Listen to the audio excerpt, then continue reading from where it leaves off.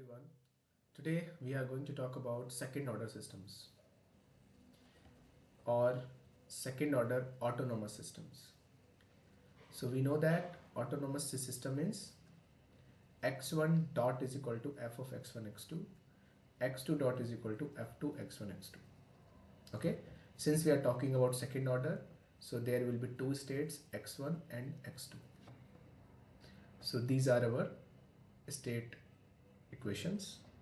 Now let's say x of t is the solution of these two differential equations, and we define xt is equal to x1t, the solution of this equation, and x2t, solution of this equation. Okay, with initial condition x0, where x0 is the vector, x1 0 and x2 0. x1 0 is the initial condition for this differential equation, and x2 x20 is initial condition for this differential equation. Now, there is a very important term that we call trajectory. What is the meaning of trajectory? So, trajectory is basically locus in the x1 x2 plane of xt for all t greater than equal to 0 that passes through x0. So, for example, I have considered a very simple example. X1 dot is equal to x1 and x2 dot is equal to minus x2. Okay, so basically this is our f of 1 and this is my f of 2. Okay, try to relate this example with this one. X1 dot is equal to x1, that is f1, x2 dot is equal to minus x2, that is f2. And it is quite straightforward that x1t will be exponential of t x10. X10 is some initial state. x2t is equal to e to the power minus t x20. Now if you remove or if you eliminate t term, then you will get this equation. x1t times x2t is equal to x10 x20. That is a constant because x1 x2 x10 and x20 is the initial state. Okay, now if you will plot a graph between x1t and x2t, then you will get this curve. So this curve is nothing but x1t times x2t is equal to some constant. Okay, so x1 x2 plane, right, that we talk about. X1 x2 plane means this plane, x1 and x2. This plane we call state plane or phase plane, and this red curve is called trajectory. So I hope you understand now what is the meaning of trajectory. Now we can represent this into vector notation. x1 dot is equal to f of x, where x dot is x1 x2 dot, fx is equal to f1x f2x. So this two differential equations I can represent in vector notation like this.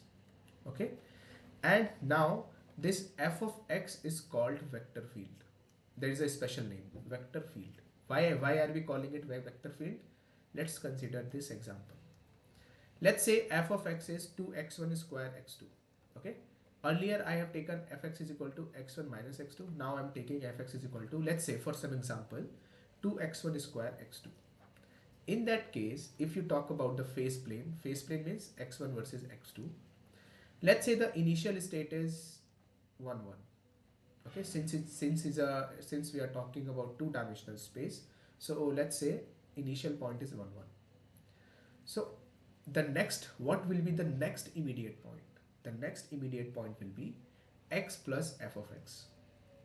Okay, since f of x is equal to 2x1 square x2, just put 1 1 into this. You will get 1 1, that is the initial one, x, plus 2 1, that is f of x. So you will get 3 comma 2. So 3 comma 2 is vector. It's a point.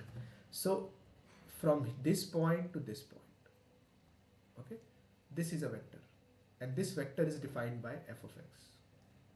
So it represents a vector. Okay, that's why we are calling it as vector field. And if you will repeat this process for each and every point in the plane, for example, you have this point, you got the next point. From here also you can you can find the another point like this. then you can find another point like this.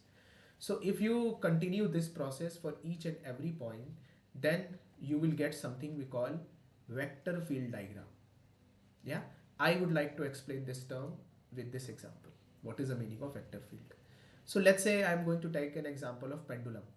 If you will see the previous video, then I have explained the modeling of pendulum system.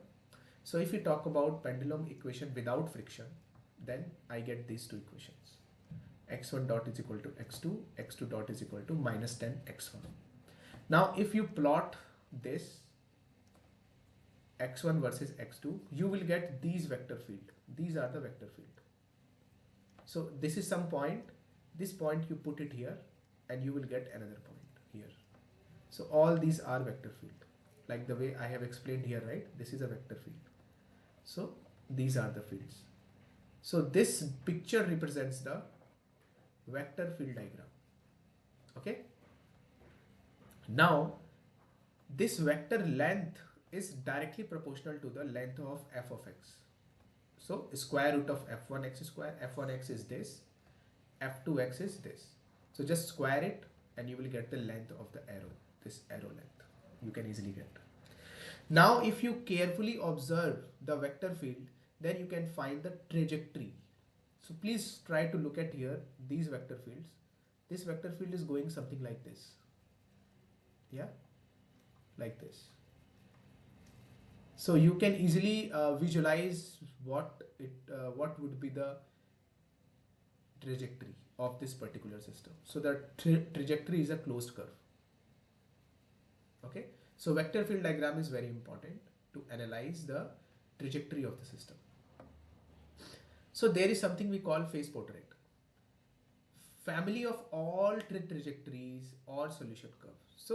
So this we call trajectory. Now if you talk about many trajectories of the system, then you will get phase portrait. So for example, this is some initial condition.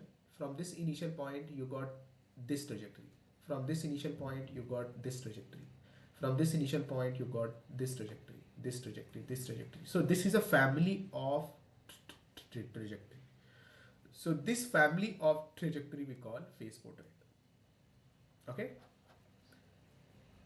Now since we know that to draw the trajectory, t is suppressed, right? For example, in this particular case, we suppressed t, right? We removed t.